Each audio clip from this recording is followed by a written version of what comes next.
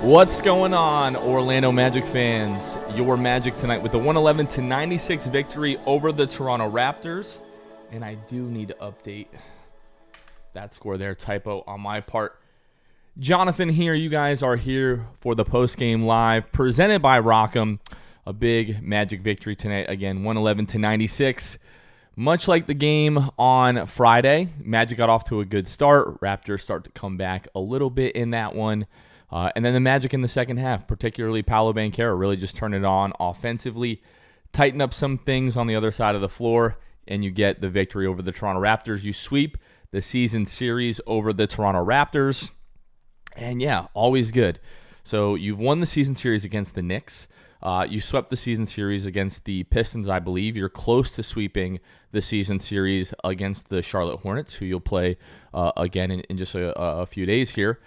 But yeah, good to get the victory. This is the time of the year where the Magic are winning games that they should. We've been talking seemingly all season about this stretch of the schedule, after January, sort of through the first few weeks in March. Really, really favorable.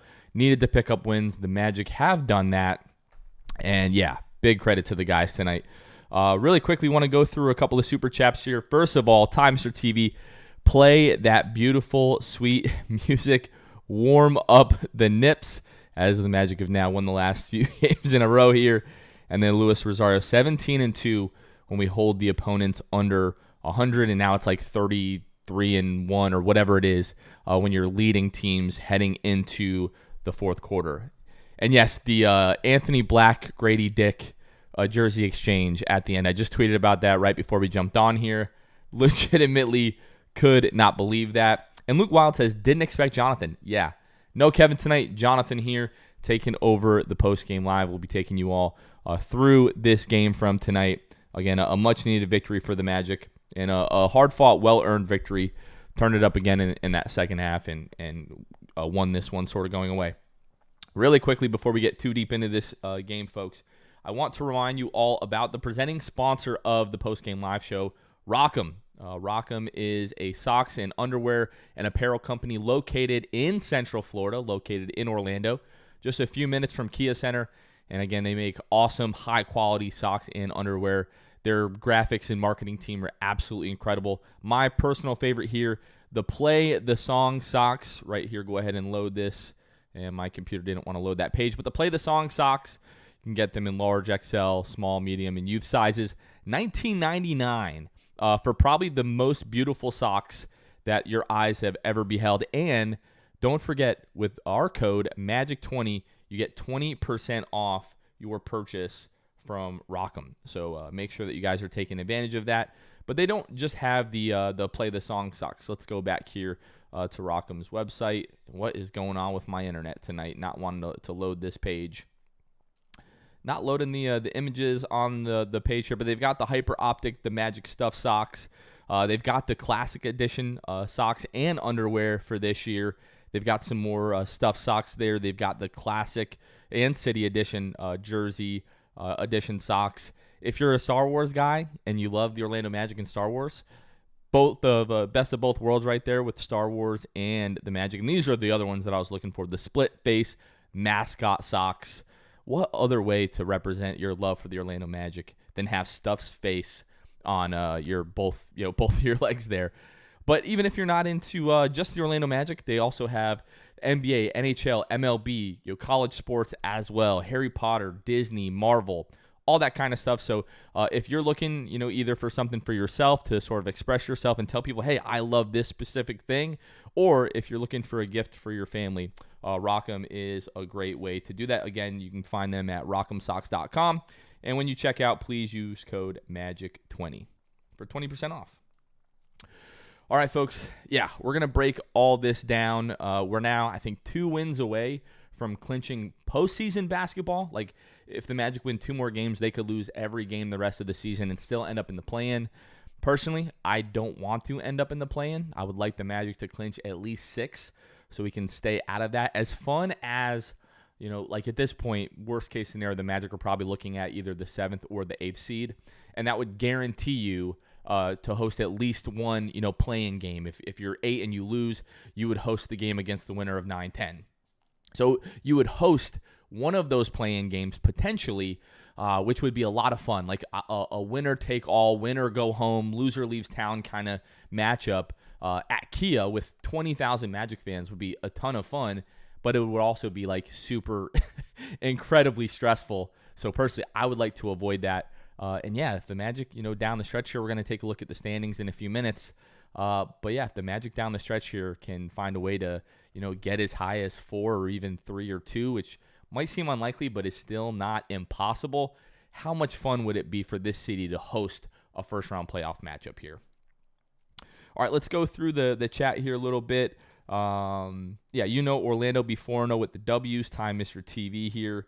Let's see. Luke Wild, hate the Raptors. I also hate the Raptors. They've just caused our podcast, and in particular, I know a lot of Magic fans as well, but we have received, even today, I received a comment on the video that we posted from the 2021 draft when Scotty Barnes goes to Toronto, Jalen Suggs drops to 5, we draft him, we all go crazy, and to this day, we get comments from Raptors fans. It's like, guys, we would still rather have Jalen and Franz than Scotty Barnes. So D. Randall says, producer Kevin said he was going to be hosting tonight on the last show. He did say that. Thank you, D. Randall.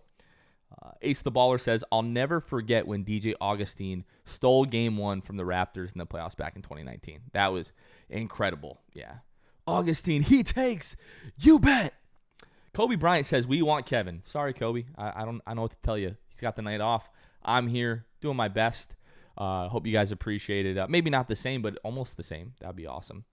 Michael Lynch says, hi, Jonathan. Good win. Gary was very poor from range again tonight, but a W. Go Magic. Hit that like maniacs. Yes, if you are here 8:30 on Sunday after this game against the Toronto Raptors, you're a Magic maniac. Go ahead and like and subscribe. Like the video. It helps the algorithm, helps other fans, Magic fans that don't even know we exist yet, helps them find this content as well. So that really helps. And if you're not already subscribed, please subscribe to the YouTube channel. If this is your first time finding our channel, my name is Jonathan.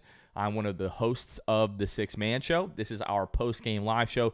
Producer Kevin typically hosts these, but I am filling in tonight. We do post-game live shows presented by Rock'em, our sponsor, after every single Magic game. But myself and Luke, and sometimes Kevin, we record podcasts that come out every Monday and every Thursday talking about the Magic. So you get like game-to-game stuff, like like immediate reactions right after the game on our post-game live show. And then Luke and I try to talk about some of like the bigger picture stuff that has happened either in the last week or the last several weeks or the season as a whole. So please be sure to check that out. Do you believe in says, thanks for doing this, Jonathan. Is it okay if we still miss Kevin? I miss Kevin right now even. So of course it's okay if you guys, if you miss Kevin. Anthony Rain says, I expected Kevin, but I guess you're cool too. Really, really appreciate that. Doc2 says, nobody sings along with the song like Kev. Facts. Quick little note, something that I want to get for next year, as myself and Luke are sort of filling in for these post-game lives from time to time. Kev has like a little, like almost like a little soundboard that he can hit and to play that song. I don't have that. So trying to go through a few more steps to get that. I haven't been able to do that. But yes, I love playing the song. If you were at the watch party the other night, Friday night, after the game, they had me hook my phone up to the Bluetooth of the restaurant to play the song after the win. That was a lot of fun. Chris says, stop hating on Jonathan. If it wasn't for him, there wouldn't be a podcast. That is actually factually correct. So, Chris, really, really appreciate that. But I've been doing this a long time. I welcome the hate, and I'm used to it. So it's okay. It doesn't bother me at all. Nathan Rivera, do you think it's Kel's time? I'm starting to believe it, and I didn't want to, but he just doesn't seem like a fit on this team anymore. I do think there is something to that. And Daidalo says, you don't have the song downloaded to your phone. Of course I do. That's how I was able to play it from my phone through the Bluetooth of the restaurant. I guess I could play it over the speaker, but I don't know. I don't want to get demonetized, to be perfectly honest with you. We don't exactly have the quote-unquote rights to play that on air. But yeah, of course I have it downloaded to my phone. Like I drive my daughter to school, and she asks, like mornings after, Magic games, like did the Magic win? And then I'll play the song, and she knows that's how we won the game. So, but all right, folks. Yeah, let's go ahead and talk about this game. Yeah, it was a rough first half. Just overall, the Magic get out to that like 11-4 run. Raptors come back just a little bit. Magic, able to. Game never really felt like it was in total danger. Always felt really confident that the Magic were going to, be able to go out and win this game. You were still up by 5 at the half after that Caleb Houston 3. And then in that third quarter, Paolo Banchero really just started getting it going. He talked about it in the post-game interview with Dante Marchitelli. What's the trend behind you in these third quarters? He says, when I don't play well in the first half, I want to come out and make sure that I play better in that second half. And Paolo Banchero did that tonight. We'll certainly go ahead and take a look at the box score in just a couple of minutes here. But the first half, riddled with turnovers. The Magic did a better job of that in the second half. Not a great shooting night for the Magic, particularly from behind the arc, 11 of 36, good for 30%. But I felt like the Magic did a good job, sharing the basketball, 23 assists on 43 field goals made. There's a couple of sequences, especially in that second half, where you could tell the ball was really moving around. And that's honestly when the Magic are at their best. So, we have now 14 games left. It's crazy to say that here, March 17th already. It literally feels like we were just at Media Day and then at the Rock'em headquarters where we recorded the Media Day episode where we were surprised by Bo Outlaw. That doesn't seem like that was, 6 months ago. To me, that feels like it was, maybe 2 or 3 months ago at the most.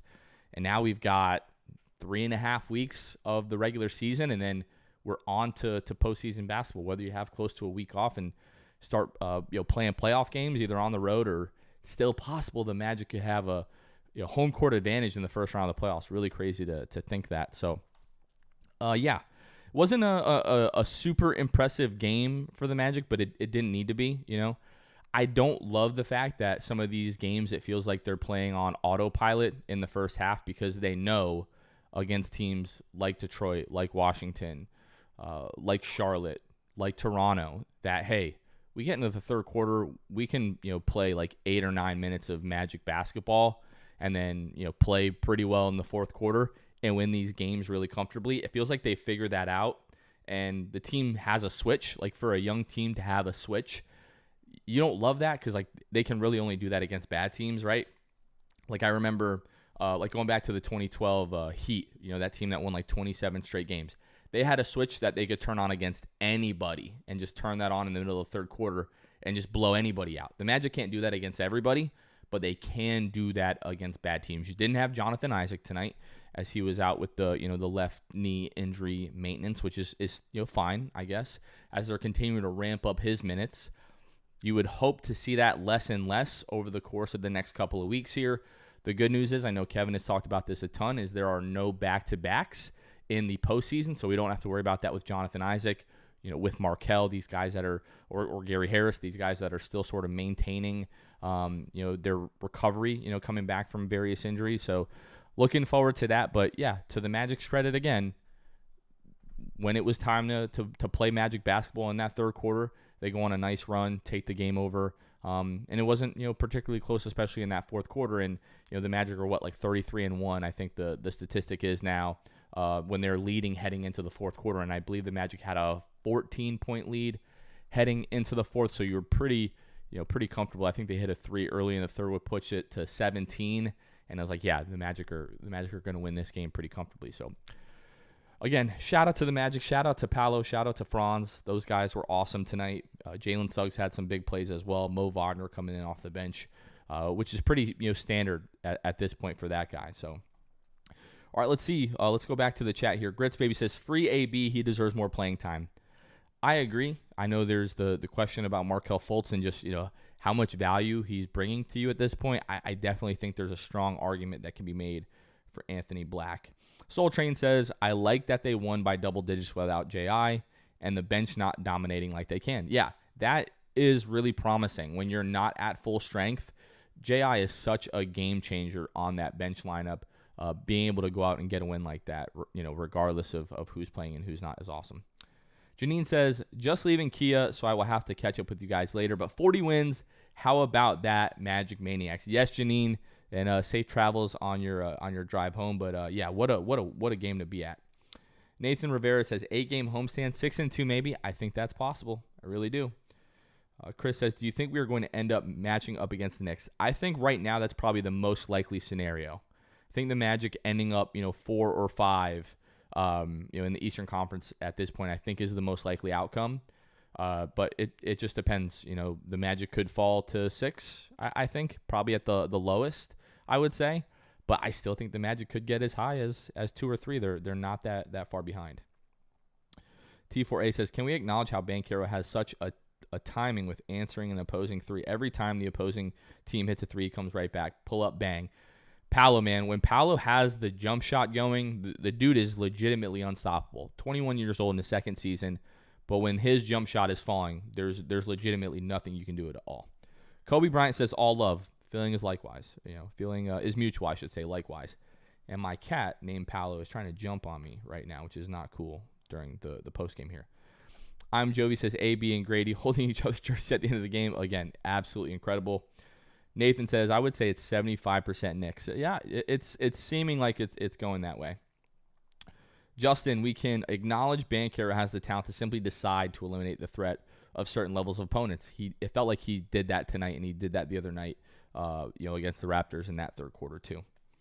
Stephen Long says 3-0 this week to capture our 40th win of the season. Let's keep this going. Do you believe in says, can we coin the phrase threat level Paolo? I don't hate that. K Dizzy 88, what's up, K? My guy. Thank you, Magic, for the win on my wedding anniversary. Happy wedding anniversary. That's incredible. Hope you have many years of love and happiness and a happy, healthy marriage. Chris says, do you like the idea of starting Isaac next to Wendell or Gary? I like the idea of starting J.I. like basically next to anybody. Honestly, like if they were going to roll out a lineup of Jalen, Franz, Paolo, J.I., Wendell, I would not hate that at all. Ernest Toke says, saw a video recently saying P5 doesn't play defense. That is just somebody that does not watch the games.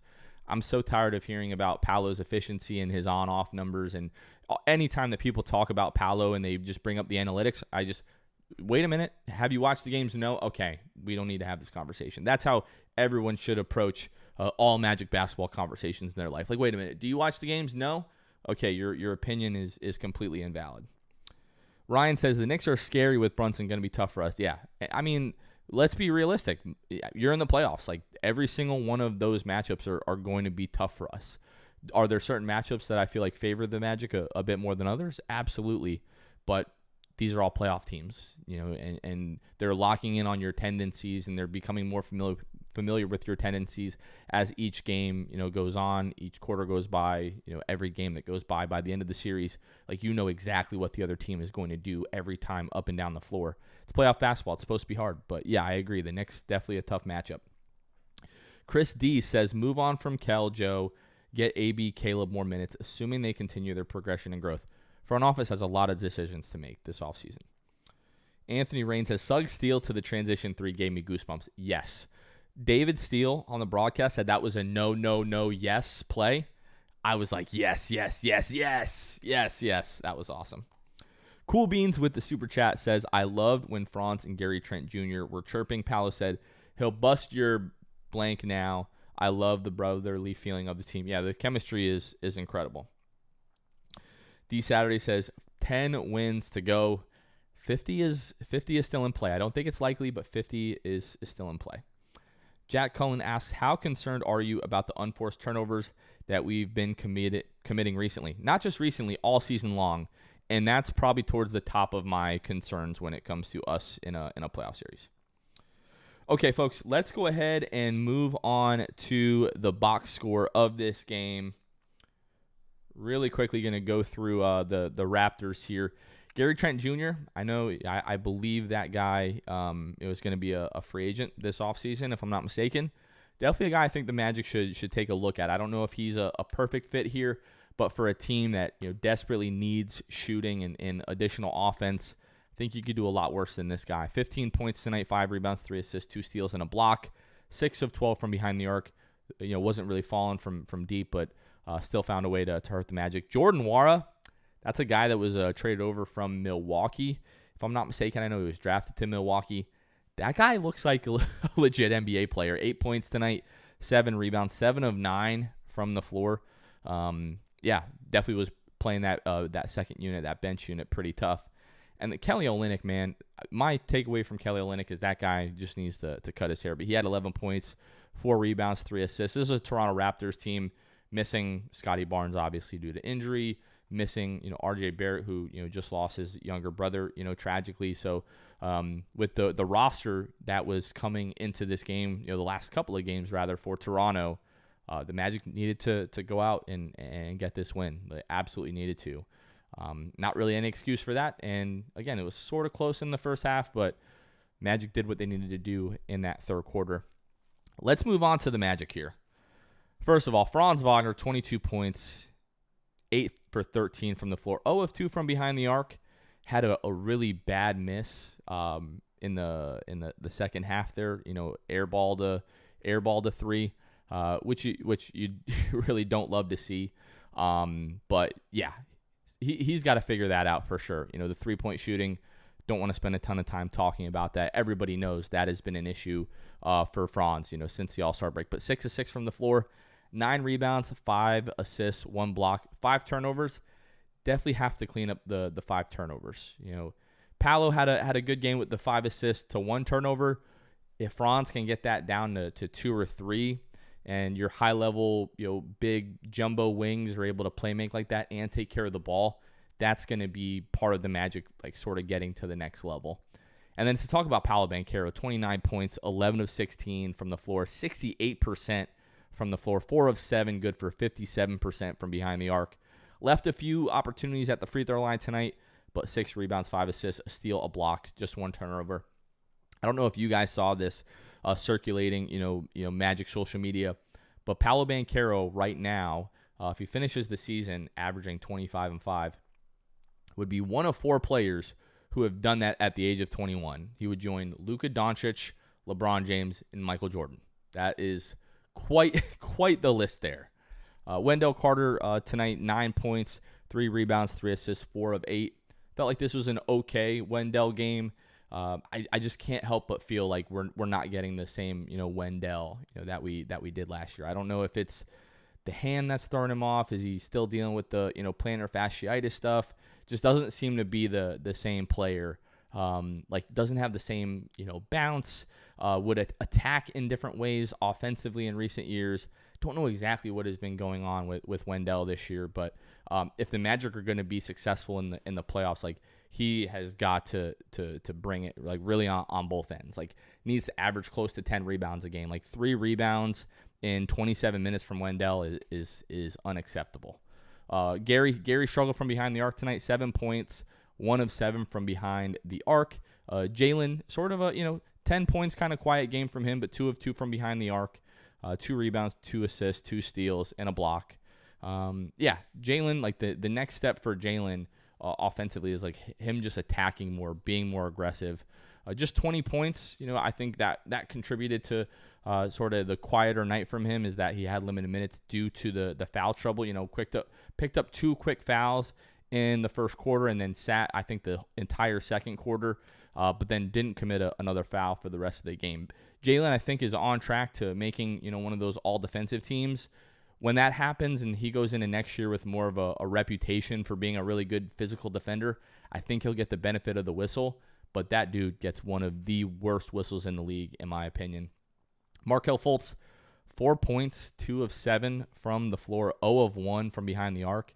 So 1 of 6 on 2s for Markelle tonight, 5 rebounds, 2 assists.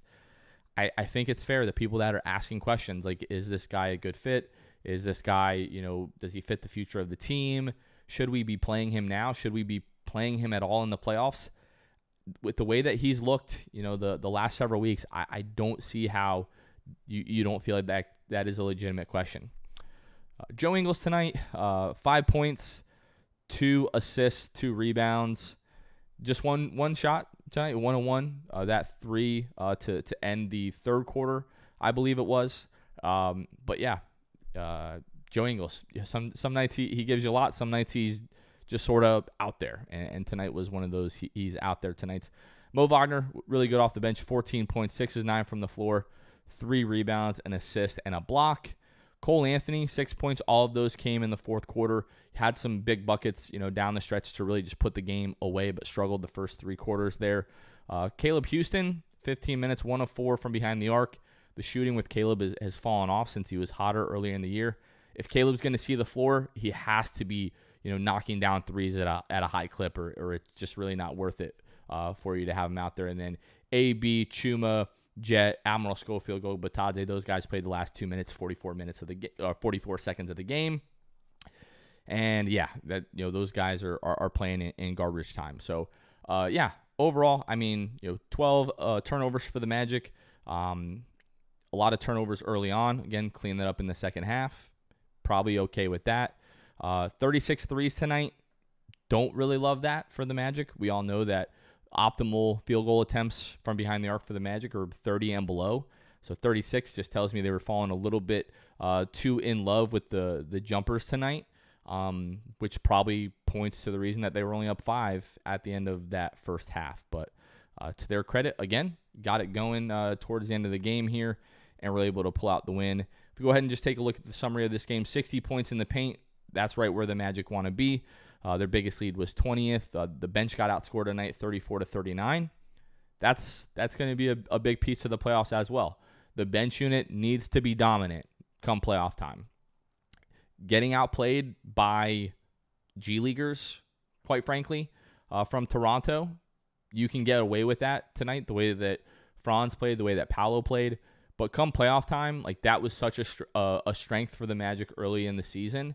They got a lot of those big wins, had the big win streak. The bench was dominant. The bench was the best bench unit in the league. I still think this can be the best bench unit in the league. Yes, you don't have Jonathan Isaac tonight, but even still, Joe Ingles, Cole Anthony, those guys have to find a way to get it going offensively and really impact winning in a real way. Those guys made a few plays tonight, but for the majority of their minutes, weren't making a ton of winning plays tonight, and we're going to need those guys to do that in the playoffs. Or there are certain games where if your bench doesn't have it, you're going to get blown out. So that's been a concern of mine, recently, is that the bench hasn't really gotten back to that dominant level, and we're going to need them to have that when it comes playoff time. All right, before we go ahead and take a look at scores around the league, or let's look at standings first. Going through, Wendell has been playing great. Wendell's been fine. I wouldn't say he's been playing great. I think he's been fine. He's had great games as of late, but he's just, in my opinion, has not been as consistent as we've become accustomed to over the course of the last few years here. T4A says, I think our only chance of beating someone in the playoffs is a team who isn't great at shooting threes. I would like the Heat or the Knicks. Well, the Knicks have added a lot of shooting, and the Heat, I believe, are close to the top 10 in the league this year, shooting from behind the arc. So, as much as I would love to beat either of those teams, I don't know that they necessarily match that criteria. Shelby says, I just left this game with my, I think it's boyfriend, it might be best friend, since tomorrow is his birthday. And I am so glad our Magic got this win. So excited for Magic playoff basketball. I think that's boyfriend. I'm going to say happy birthday to Shelby's boyfriend. If that's not, you're the best friend. I didn't mean to friend zone you just now. Grits Baby says, 50 wins this season would be tremendous. It really would be. I think it's unlikely, but it is not out of play just yet for this team. And Doc 2 says, happy birthday win. There you go. Blaze Reed Jenkins, again with the jersey swap. So planned. It absolutely was. I mean, hey, it was funny. So can't be too mad at those guys. I love Paolo Banchero says, although Gary struggled from 3, I like the open looks we got. Yeah, we got a lot of open looks tonight. I totally agree. But when you're getting open looks early in the game and they're not falling, just because you have a good look doesn't mean you can't get a better look going towards the rim. But yeah, Gary was struggling from behind the arc tonight. Ernest says, I feel even among Magic fans, Caleb doesn't get enough credit for his defense. Caleb is fine defensively. It's just at this point, it's tough when guys are really one-dimensional. Especially, that's what gets you played off the floor in the playoffs. If you're not if you're not super versatile, or if you are one-dimensional, if you can only score, you can't really defend, you get played off the floor. If you can only defend, you can't score, and you're not a threat offensively at all, you get played off the floor. So that's, for me, with Caleb, where, yes, the defense is fine. If he's not hitting threes, he would be played off the floor in a playoff series.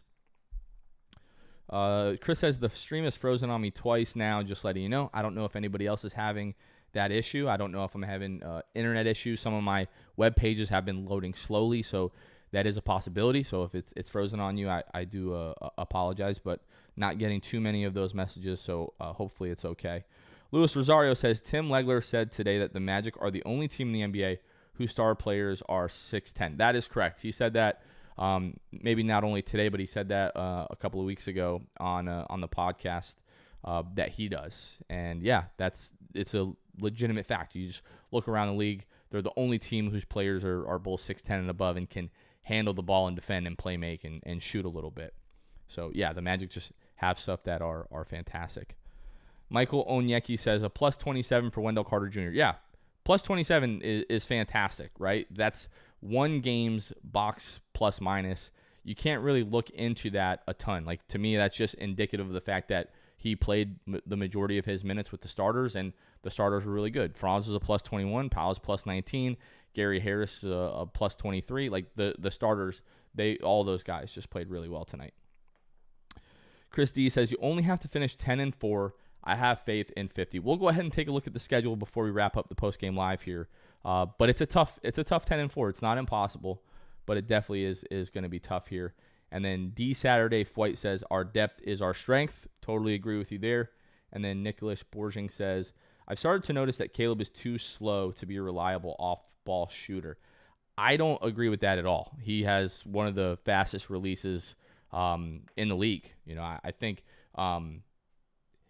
can he be a bit better with like motion off ball? Probably. But I don't think that really has to do a ton with his speed when like Paolo and Franz are so good on the ball. I love Paolo Banchero says, as much as I love Paolo, whenever he makes a mistake offensively, he thinks too much about it and slacks on defense. That can be said for a few guys on the team. But yeah, I mean, star players, a lot of times they're exerting so much energy offensively that sometimes the defense can slack. But overwhelmingly, Paolo is been very, very good defensively and really, really good. Isaac Ford says his release is very quick, but he's slow to get to his spot. Not always. A lot of times, like the looks that he's getting are good looks. He's gotta knock them down, to be honest. The good news is he's not afraid to shoot those threes. And then Ace the Baller says, Jonathan, do you think Jay Suggs has the potential to make an all-defensive team? I would say yes. I think he's been that good. Like, admittedly, my focus is so much on the Magic throughout the year, like watching 82 games, trying to balance that with my regular life, family life, and plan for the podcast and do all the stuff that we do.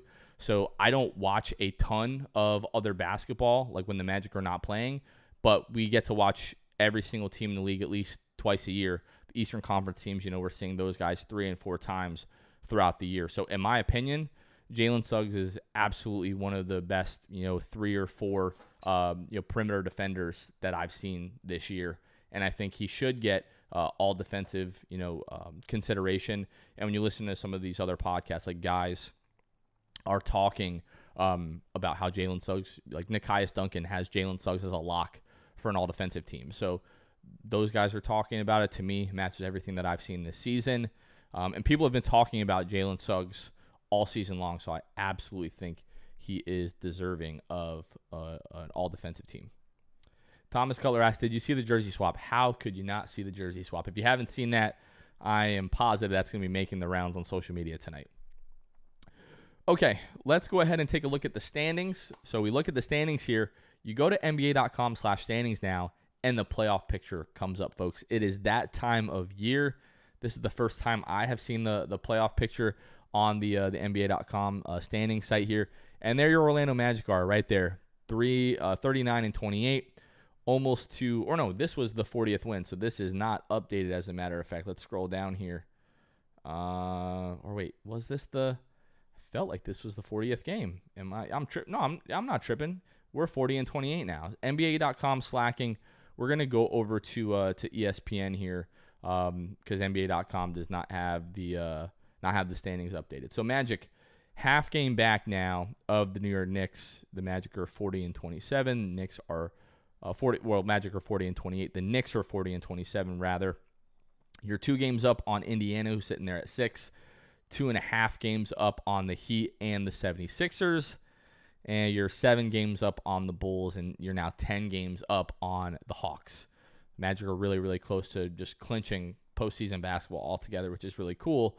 But at this time, like, you really should not fall, in my opinion, below 6 or even 7, 8 there. It's possible. I still think the Magic find a way to end the season, as low as the 6th seed. And look, you're 4 games back of 2. You're 2.5 games back of the Cavaliers. You have 2 games. 2 out of your last 3 games are against Milwaukee. So if you're within 2 or 3 games there, like, you could pick up a lot of ground between you and Milwaukee, depending upon how the next few weeks go for them. 13.5 games back of Boston. Safe to say you're not catching Boston here. You would have to win every game the rest of the way, and they would have to lose every game the rest of the way, which we all know is not going to happen, unfortunately. But maybe next year, maybe the following year, the Magic should be contending in the Eastern Conference for the lead there. Let's take a look here. Now the Magic are 23-9, really 23-8 at home. Not including that fake home game in Mexico against Atlanta at the beginning of November. And when we go to their record against teams below 500, they're 25-6 on the season. Let's see, does anyone have more than 25 wins? No, the Magic are tied for the most wins this season against teams below 500. You can't be mad at that. You can only play who's on your schedule. And yeah, when you play bad teams, if you're a good team, you should win. And the Magic have been doing that. Let's go ahead, take a look at some scores around the league here, see if anything really jumps out to us. The Heat, Bam Adebayo, I believe he had the game winner tonight for the Heat over the Pistons.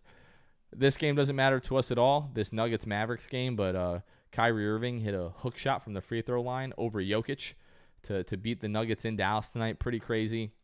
And then the Celtics beat the Wizards. And, the Suns lose to the Bucks. Hawks Clippers is getting ready to tip off in a little bit. That game doesn't mean a ton to us. And the Nets and the Spurs is looking like that game might end up coming down to the wire there. So, all right. Let's go back to this here. Take another look at the chat here, just at about 38 minutes here. So we'll take one last look at the chat. And then, Luke and I still have a podcast that we need to record tonight that will be out tomorrow. Solitary Introvert says Knicks need to lose to the Warriors tomorrow. That would be great. Let me go ahead and pull up the scores here. Let's see. Is that where are they playing that game? They're playing in Golden State. So yeah, that would be awesome if the Knicks lost to the Warriors tomorrow. I love Paolo Banchero says my wish is to just tie with the Knicks record-wise and then clinch the 4 seed. Yep, we have the tiebreaker. Ace the Baller says this might just be me, but I think the play-in tourney should only be held if the 7 to 10 seeds are within 3 games of each other. I agree. There needs to be some kind of stipulation there. Like, if you're 8 games back of the 8th seed, you should not be able to participate in a play-in game. It just really should not happen. Doc 2 says your wish is granted. Magic at the 4 seed. That would be fantastic. Chris says Jamal Mosley Coach of the Year needs to be in consideration. Completely, totally, 100% agree. Last I checked, like, he wasn't anywhere close, in the odds. Like, Mark Daigneault from OKC, Chris Finch from, what's that team? Minnesota. He's been up there. Joe Mazzulla has been up there as well. A team that reached the Eastern Conference Finals last year and added Kristaps Porzingis and Drew Holiday. Like, how much of that is coaching? If you want to talk about executive of the year, maybe for Brad Stevens, maybe you could talk that into me. Talk me into that, but yeah, Jamal Mosley should definitely be in consideration for Coach of the Year.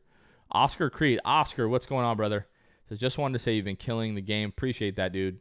Thoughts on Paolo's poor defense as of late? I don't think it's been that bad. Like, could it be better? Sure. I think just the Magic's defense in general as of late, could be a bit better. If you just sort of clamp down defensively in that second quarter and you don't really give the Raptors. The problem with the Magic is they let their offense far too often dictate the defense. Like shots were not falling in that second quarter, and then you let that affect the defense. And I don't think that's a Paolo thing. I think that's an entire team thing, and would love to see them sort of grow out of that. Isaac Ford says, I'd rather be the 6 seed than the 5 seed. Do not want to play the Knicks without home court advantage. Yeah, that's fair. I would love it if like the Magic found a way to the 3 seed and could play the Pacers as the 6 seed, and the Magic, host the Pacers in the first couple of games. I don't know. I don't think that's super likely, but to me that would be an ideal matchup against the Pacers, a team that I think we match up with really well, and you have home court advantage. That's what I would like to see. All right, Nick Escobar says, I disagree with your point that Banchero has been overwhelmingly very good on defense, but he deservingly gets a pass because he's so important offensively. He is still so young, so room to grow. Like, I'm not trying to make it seem like he's like this all defensive kind of guy, but I think he's much better than his reputation, around the league. Like coming into the league, people were saying this guy was going to be a cone defensively, and I think he's very much a positive, most nights on that end. Blaze Reed Jenkins says, Knicks have a tough schedule coming up. With that being said, Magic could get back to the 4 seed. Again, that would be incredible. And then Ace the Baller says, I got to hit the hay here soon, but I'm going to head out. Good night, my Magic Maniacs. Ace, thanks for hanging out. Really, really appreciate you stopping by and participating in the chat here, and really, really appreciate that from everybody. And then Isaac Ford also says, I'm probably the only Canadian Magic fan in the world. It's a lonely life. You're not. Oscar Creed, who is just in here, who runs the Magic Report, on Instagram especially, he's Canadian. He was just at the Raptors game in Magic Raptors game in Canada Friday night. So you're not the only one. All right, folks. Let me go ahead. We're going to go ahead and start the closing music here, folks. Again, we're going to be back at this with the postgame live on Tuesday when the Magic take on the Charlotte Hornets at home. The Magic tonight was their first game of this 8-game homestand. Got to pick up some wins there. Really, really important if you want to stay where you are in the Eastern Conference, pick up some games. And then Luke and I are going to go ahead and start the 6-man show going on here. So I'm going to head out of here. Again, let this play one more time.